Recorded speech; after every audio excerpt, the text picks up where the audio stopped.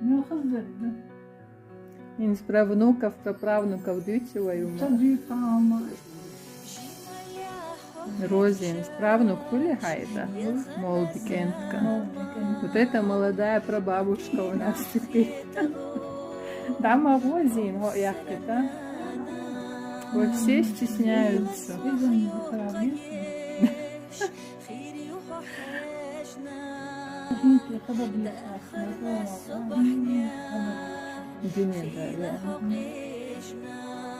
Ну, бо сидять, що дихали. Ну, ладно, трахала, безолетно саме. Ні, більше,